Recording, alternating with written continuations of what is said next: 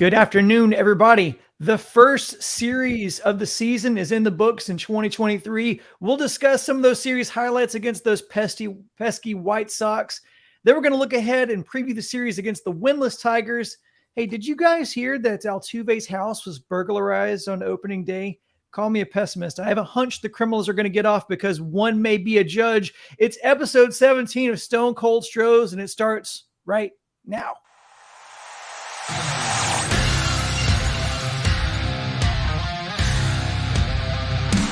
Astros, world champions!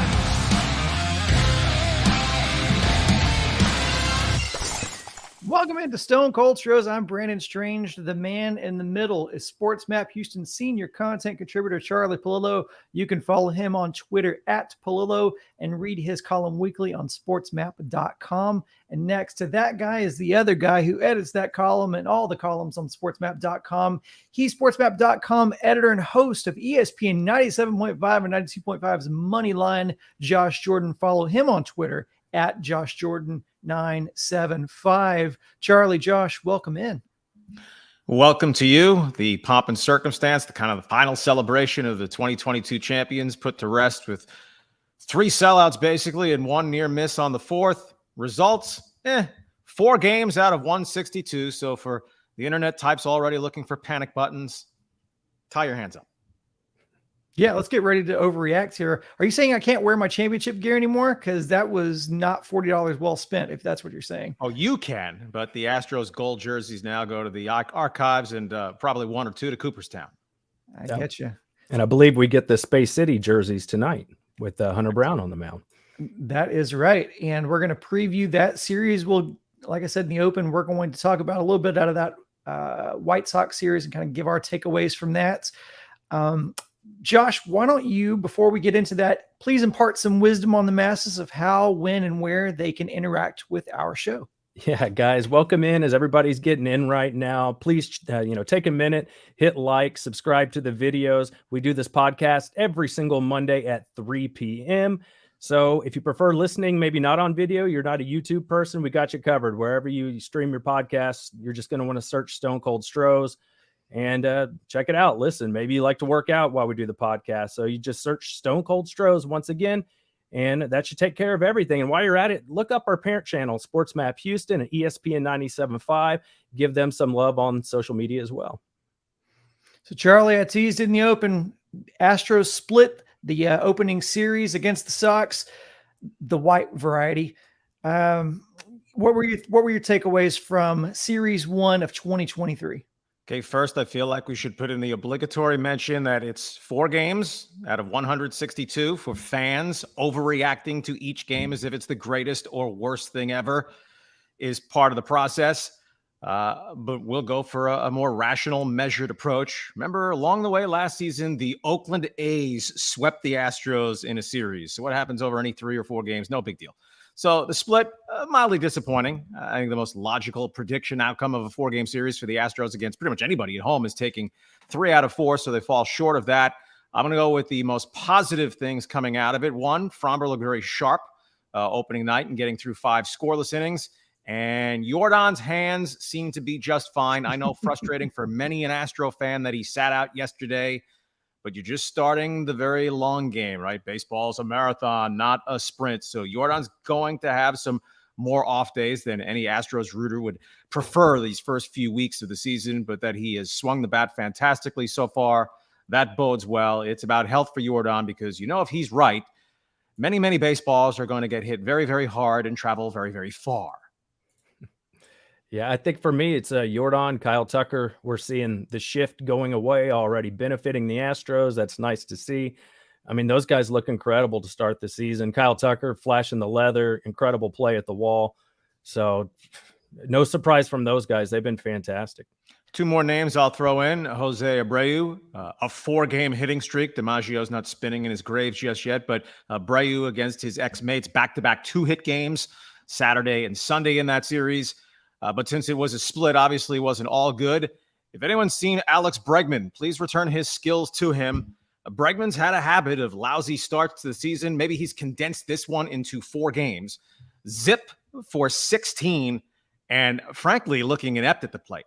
Alex Bregman, 7 strikeouts in those 16 at-bats. He and Michael Brantley, the best contact hitters on this team when all is healthy and going well. Very few even decent swings in the series. I'm sure no one's more frustrated than Breggy, who was hoping to get off to a good start as a precursor to a monster season. Turned 29 years old opening day that he looked more like 49 in the batter's box. Again, no reaching for the ripcord on him, but kind of jarring to see 7 strikeouts in 16 games on Bregman. A 3 strikeout game in the series, 7 strikeouts over the 4 games. Last season, Alex Bregman had 2 games in which he struck out 3 times the entire season. 2021, 2020, 2019, never happened. So again, maybe he's getting the very bottom of his season out of the way very early. And let's remember last season as well, he had an awful first half, just really unfortunate for him. As you said, Charlie, he has a tendency to start the season slow. We didn't see the second half in him. We certainly didn't see the postseason run in him coming. I don't think anyone predicted it. There was a lot of talk about whether Bregman was washed up in that first half or not. So I think if we've learned anything from last season, one of those things should be, let's not overreact. So I'm not going to do that. In fact, I'm gonna go with you, Charlie. I'm gonna look at the positive side of it. Tucker and Jordan, they were featured in the image for a reason. That's a good reminder of the weapons that you have on this team when they're at their full strength. Jordan, if he continues on this torrid pace, what a deal that contract looks like. And Tucker, on the other hand, if he keeps on this torrid pace, just a reminder that he'll probably be walking again. One of the things I did want to ask you about, Charlie, though, was, and both of you guys, was just about the starting pitching. Any concerns? The starting pitching has not gone deep in any of the first 4 games, already putting a little bit of pressure on the bullpen. Yeah, good thing they have a good deep bullpen, presuming everyone gets to form. Again, we can't hammer it enough. 4 games out of 162. If you take a 4-game series or stretch of games in June or August, it's just a hiccup. Well, so far, it's the entire body of work lending itself to that much more overreaction. So, a concern, I will say no. No one left the mound holding onto their elbow or complaining of shoulder stiffness. Framber was strong. And then after that, Javier giving up a hit in each inning that he pitched, after he hardly gave up any hits in any games that he pitched. I think it was 7 hits total allowed in his last 34 innings pitched last season, including the postseason. So to see him giving up 8 and 5 innings was a whoa, but nothing to be concerned about. Urquidy does give up some hits. The bugaboo with Urquidy is to keep the ball in the ballpark. Luis Garcia at least did get through 5 innings yesterday. And also the bullpen. Ryan Presley, better yet, an upset stomach or whatever it turns out to be, then his forearm is stiff on him. Montero's first outing. 3 years, $34.5 million for a guy who had 1 good major league season. An outing or 2, no one should get bent out of shape. It's okay to be mindful, and certain things will bear watching maybe more than others. On the offense, I just wanted to throw in the one other caveat. No Altuve, to a much lesser extent of importance. No Brantley. So we need to asterisk any underachievement of the Astros offense. They only hit 227 in the series. We're out hit 45 to 28. I don't expect that to be typical over the long run. Yeah, for me, I've heard a lot of negativity about the starters not going as long as people anticipated, having to use the bullpen too much. So I was just curious. I felt it was pretty normal considering it's the first week of the season. A lot of these guys had the WBC kind of throwing a wrench into everything. So I went back and looked at last year. How did the season start? The only one to put up any significant innings in their first start was Framber. Game 1 to start last year in 2022, Framber went 6 2/3. Great, right? But game 2 for Framber, 3 innings. Game 3 for Framber, 4 1/3. Jake Odorizzi started the second game of the season last year. He only went 4 innings in that game. Verlander started the third game. He only went 5. Urquidy, he went 5. Garcia went 4. So if we just go back and look at what happened last year, this is all very similar to what we saw this week. I'm not concerned in the least. Good set of numbers there, Josh. 3 of the 4 guys went 5. The 4th went 4. No one got knocked out in an inning in 2/3 or 2 1/3 innings. And you're carrying an 8-man bullpen. Obviously, you want your frontline starters to go more 6 on average, in Framber's case, 7. But if they go 5, That leaves 4 innings in a typical 9-inning game. You're going to throw all 9 innings, at least when you're at home. So 4 relievers one day to cover 1 inning apiece, 4 relievers the next day to cover 1 inning apiece.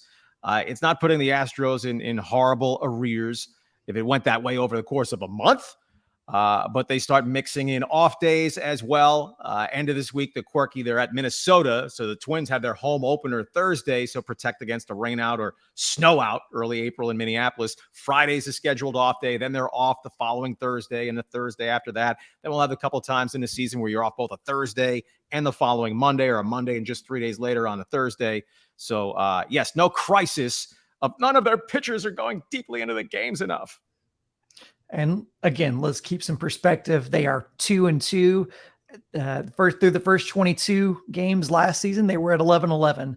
Let's also give Dylan C some credit too. He looked every bit the Cy Young runner-up that he was last year. And speaking of White Sox pitching, hey, stop hitting the Astros. 6 Astros players hit during that series.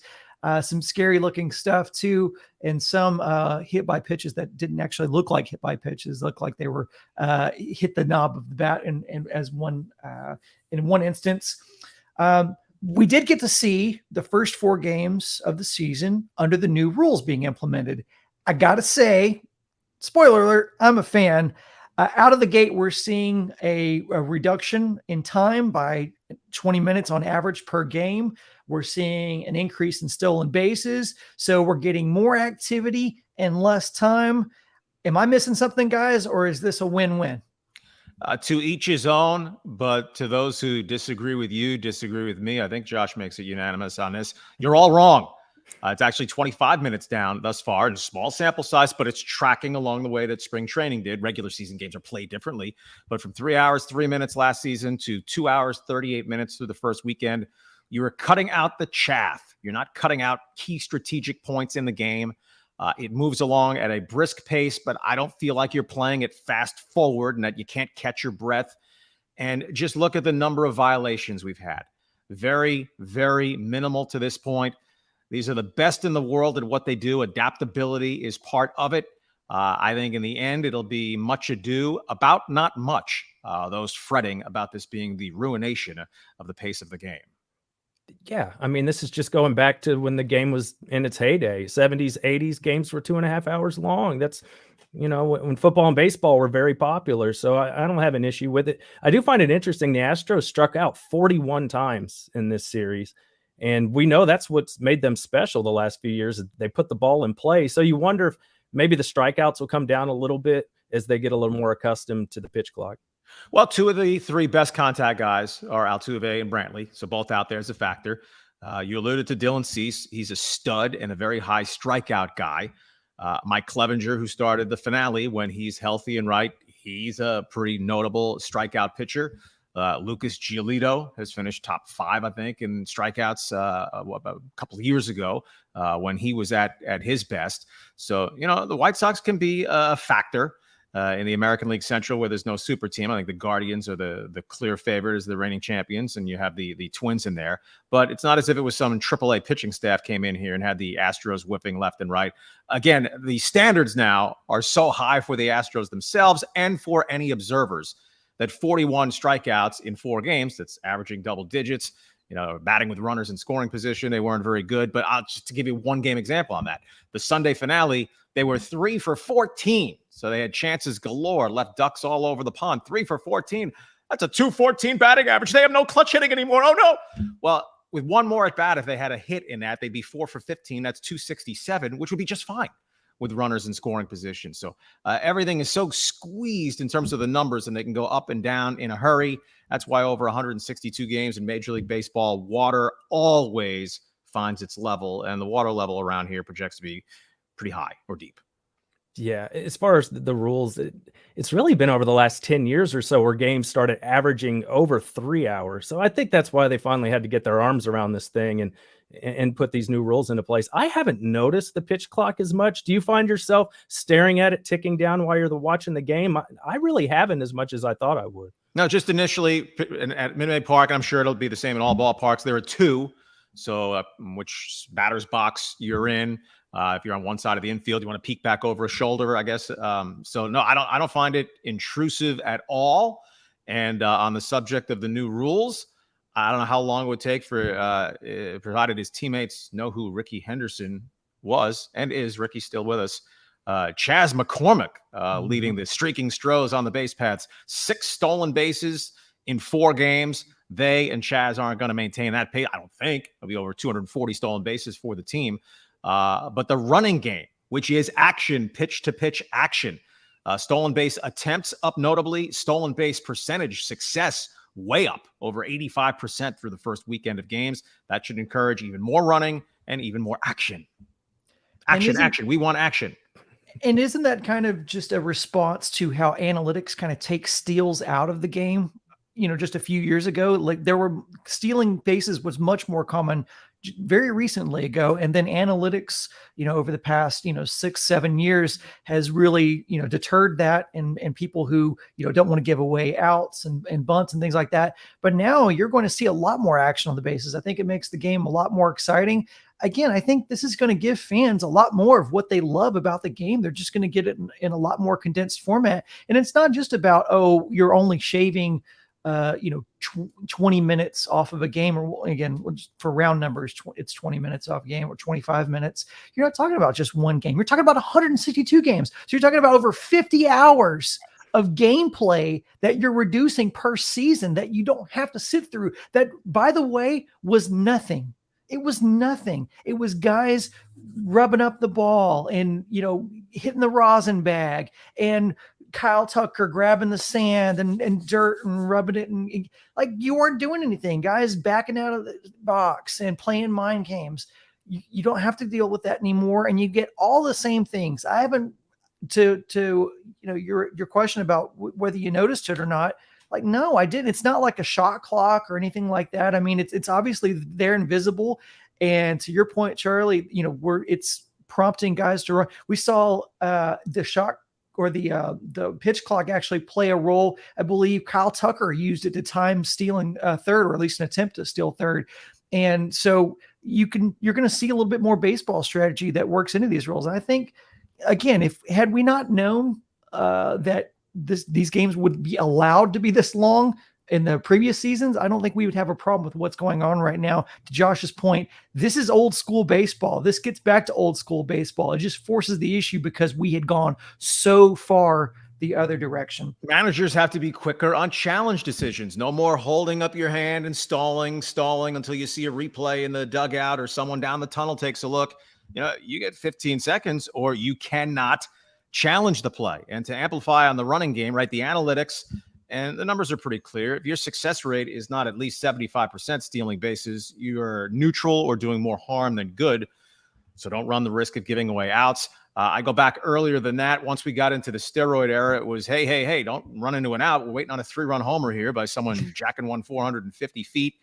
And even before that, the diminished use of AstroTurf in major league parks, right? Guys are faster running on artificial surface than they are dirt. So that was another inhibitor to the running game. Very few places now have the fake stuff. A handful, Toronto, St. Petersburg, a couple of others. But, you add all these things together, but especially the bigger bases. And to me, it's once you look a couple of times, I'm not looking out there thinking those bases are gigantic. 2 steps and a slide and the guy's to second already. But I would recommend Martin Maldonado not try to throw out base stealers from his knees, because you can't get the velocity on the throws, and you need to get it there a little more quickly now, rather than with a little arc on it. And the Astros ran on Grandal the same way in the series. So the winless Tigers make their way into Minute Maid starting today. As a matter of fact, this is one of I think the only Monday all season that we'll have a game the same day, if I'm not mistaken. And so, like I said, the Tigers make their way into Minute Maid. They of the last place rated farm system in MLB. Do we think the Astros get well against Detroit's Kitty Cats?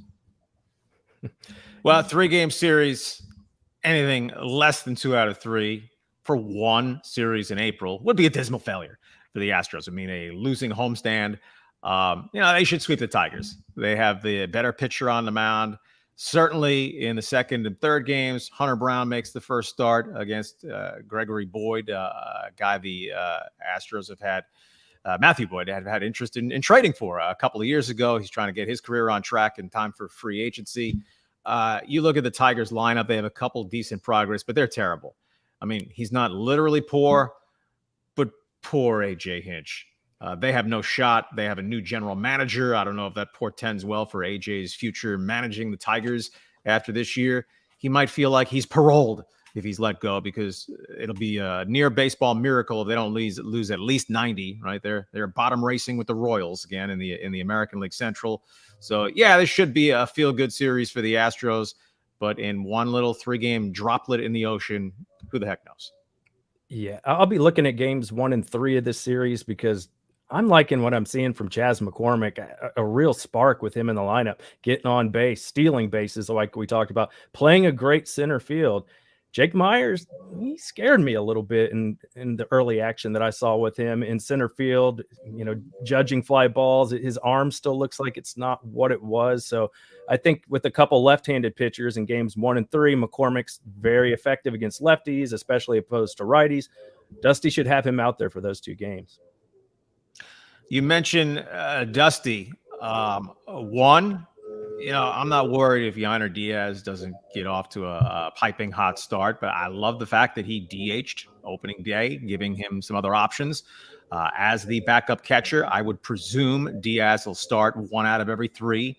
Cesar Sanchez pretty much here as the emergency catcher. If you want to hit for Maldi in a game where Diaz is already in as the DH and you don't want to lose the designated hitter for the rest of the game. And because it's not second guessing if before it plays out, you're saying, hey, why isn't the manager, in this case, Dusty Baker, doing this?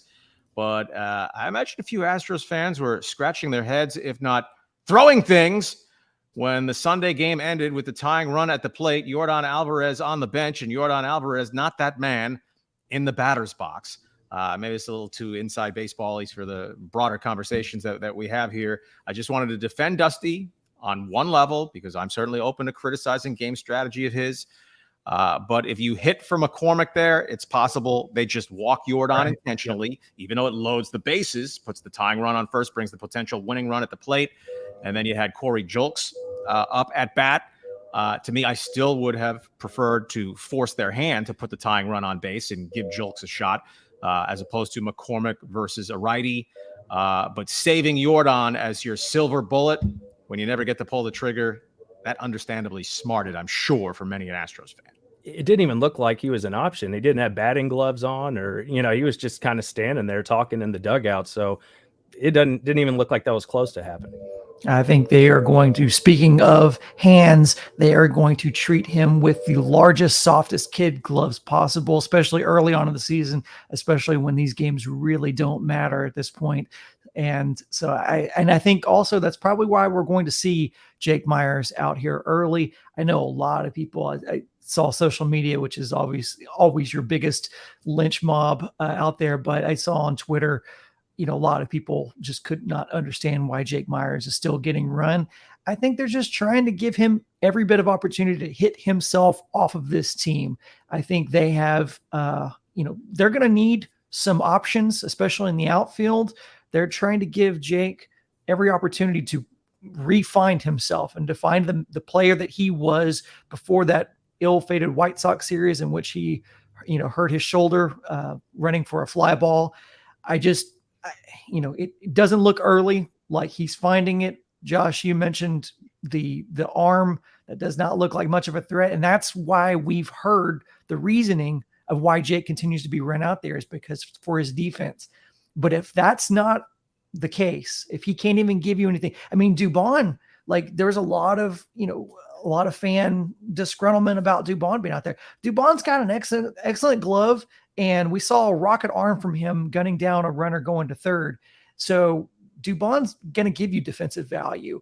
And so, if Jake's not going to do that, if Jake's can't even give you the defensive side of the ball, it's going to make for a short season for him, or maybe a long one for the fans. But I do give Dusty credit for at least trying it, because again, for the same reason, you're not going to put Yordan out there, assumedly, because it's it's so early and these games don't really matter that much yet. I will say about Jake real quick. He did, hit a curveball to the warning track off of Dylan Cease when, he was really dominating. So he did have a good at bat there. But yeah, you're right. And Dusty talked about Dubon last year when he was playing a lot of center field for Verlander. He said Dubon actually has a slightly better arm than even McCormick does. So that is a skill set that he brings to the ballpark every day. That Dubon offers both infield and outfield defensive versatility. His spot's entirely safe. If we're not being strung along on Brantley and he is back before the end of April, it's either Myers or Julks going to Sugarland, or if you wanted to carry both and not go with a third catcher, you could farm out Sanchez. And we'll also be mindful of what Corey Lee is doing as a space cowboy, connected for his first homer of the season over the weekend.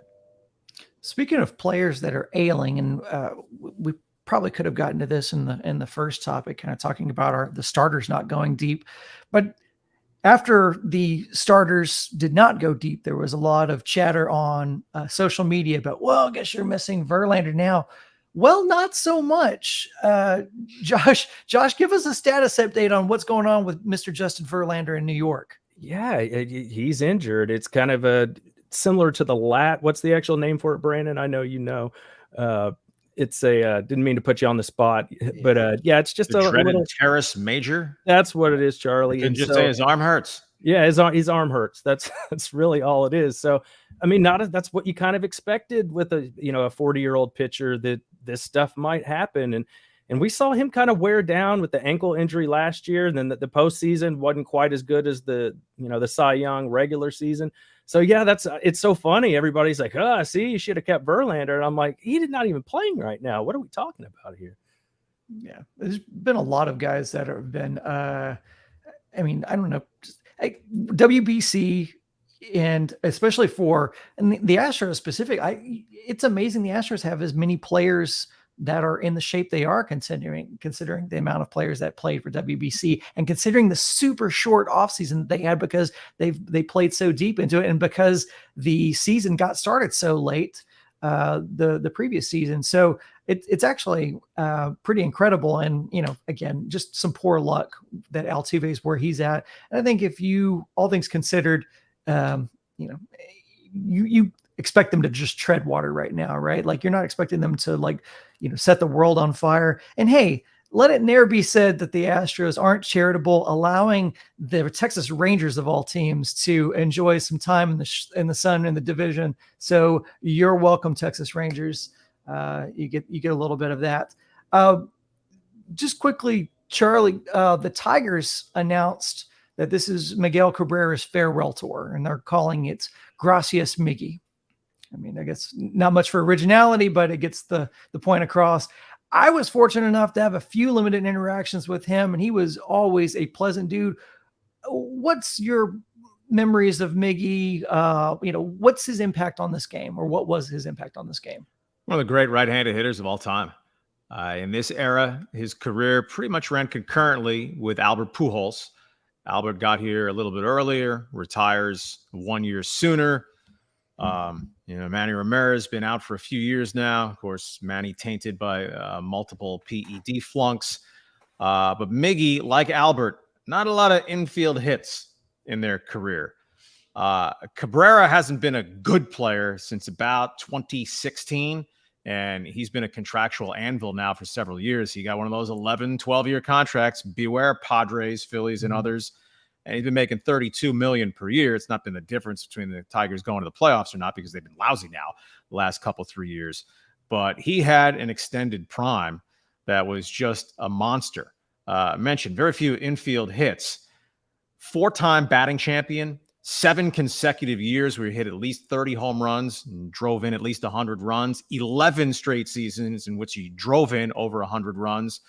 Back-to-back Most Valuable Player award winner in his peak years, the early 2010s. And, oh, by the way, the first Triple Crown winner in Major League Baseball since 1967, when he did that back in 2012 or so.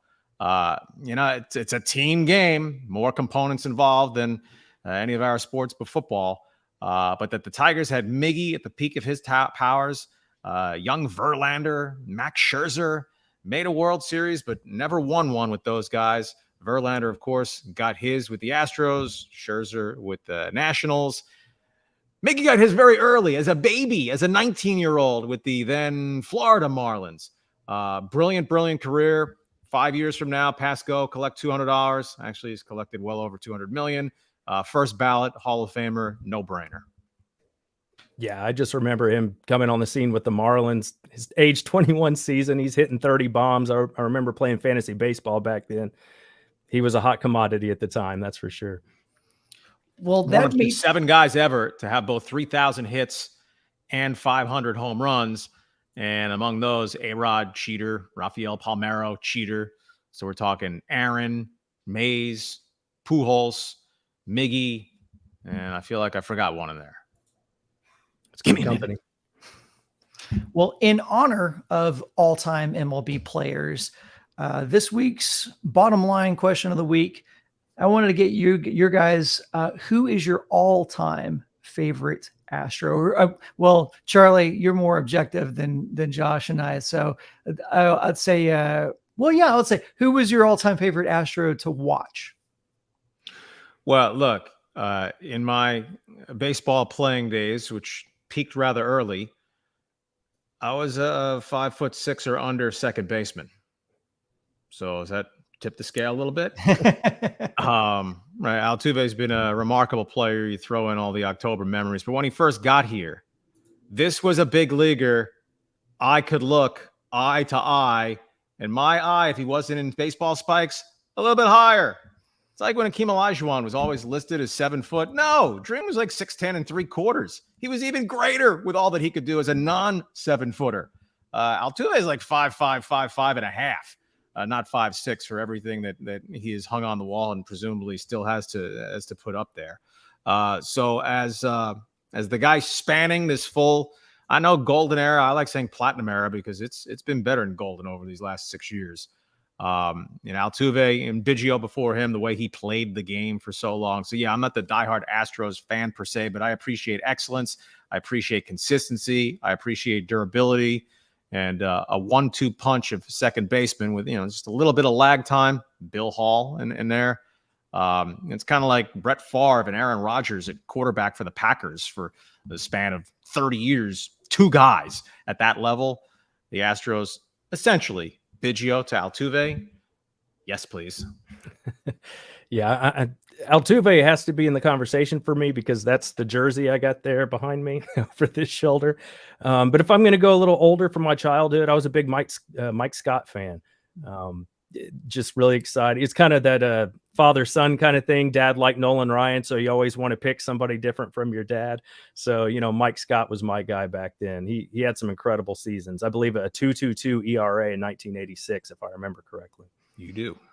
I'm going to go with, well, before I give mine, I want to make sure everybody in the comments is giving theirs as well, because I forgot to ask people to. So if you're in the chat and you want to give your comment, your all-time favorite, I probably should have prefaced it and said none of the current players. So let me take that away from you. Let me say no current players, Charlie. Who's someone who's not on the current roster that was someone who was really enjoyable for you to watch? Well, I mean, from when I got down here was getting into the era of Biggio and then Bagwell. So 15 years with those guys alongside. For pure greatness, Bagwell, the best Astro that I've seen, non-pitcher department. Guy wasn't that fast, but a brilliant base runner and 30-30 a couple of seasons. If we wanted to go with, guys who from covering them, different role than covering locker rooms, guys who are really good guys. Brad Ausmus was a very insightful, terrific interview, game in, game out. But, if we're going with the best to watch, it was the top 2 of the Killer Bees. Yeah, because I wasn't around for Cheo Cruz and sure. I go back to Cesar Cedeno and Bob Watson and Rafael Landistoi and Mark Lemongello. Okay, I'll stop. Well, so if you were to ask me as a 8-year-old or 9-year-old, I would have told you Bill Dorn. That was my favorite Astro to watch. Probably second to that would have been Glenn Davis. But when the Astros that I think, really solidified me as an Astros fan, where those Killer Bees teams and Lance Bergman. How can you not love Lance Bergman? 293 career batting average, 366 home runs. Guy was just, he was the Killer Bee that actually was a killer in those big moments. Biggio and Bagwell never really seemed to run into the ball whenever the game was on the line in those big moments, but Lance Bergman just had a knack for being able to, just come up with clutch hits. Obviously the home run against the Atlanta and Game 5, I believe, in 2004 comes Grand to mind slam as that well. got them close. Yes. That enabled Ausmus to tie it up, and 9 innings later for Chris Burke to win it. And to piggyback on Berkman, also just a fun guy to talk with, a great interview. If he ever had interest and wanted to commit to it full time, which he does not, and hopefully the coaching career is fulfilling and works out, he'd be a delight as an analyst. Indeed. Well, let's read some of our commenters here. They've weighed in. So we've got a vote for Cesar Cedeno. That's from John Diven. James says he's going to go with Gio Cruz. Astroworth Craig says Cruz as well. Skewing older with the audience today. Yeah. You know, Cheo Cruz, who's at the ballpark regularly, actually saw him opening night. He's 75 years old, to make a few listening feel really, really old. And he looks great. That's what I was going to say. He looks like he could step in and take batting practice. I'm not saying he could handle today's fastballs and so forth. But at 75, man, Cheo looks in great shape. He does. Larry Green's going to go J.R. Richard. That's a good one too. Warren Jones says he's going to go Nolan. How can you not? I mean, that's a great pick as well. Just kind of goes to show you some of the amazing names that have come through the Astros when you start reading these down. Kevin's going to go with J.R. Richard as well. Joel Garza is going to go with Doggy, Richard Hidalgo. That's a great choice as well. Mark's going to go Cesar Cedeno. James is going to go with Gio Cruz. Marty says Bill Doran and Biggio. Jack's going to go with Jason Lane. That comes up from nowhere. David Wagner says Roy Oswalt, if not a current Astro. I appreciate that. John's going to go with J.R. Richard as well. Marty says Dickie Thon. And then AKTX says Grinky. It's a pretty good one. I mean, I don't Grinky getting a vote. Yeah, look at that. So, all right. So that is going to do it. And that's when I drop this. And that's the bottom line, because Stone Cold said so. Hey, I remember to do it this week, Charlie. That's going to do it for our WrestleMania weekend. How could you not? Oh, there you go. That's right. And that's going to do it for episode 17 of Stone Cold Stros. I want to thank everybody who tuned in, watched, participated. If you're still here and you're in the chat, and I see a lot of people that are still here, please click that like button on the video. That does help us out. If you're not watching us live and you're watching this after the fact, you're watching this on demand, please comment, give us your thoughts on this as well. We try to read as much of the comments as we can. We had a good discussion last week as well. So get in here, give us your vote for your bottom line. So give us your favorite Astros player, legacy. I'd say legacy Astros player, someone not currently on the roster. I think it's more of a fun game to play. So for Charlie and Josh, I want to thank everybody here. Charlie and Josh, I want to thank you for joining me and talking some baseball. We will be back here next Monday, 3 p.m. for Stone Cold Stros for episode 18. We do appreciate all of you guys joining us, and we will see you here again next week. Until then, go Stros.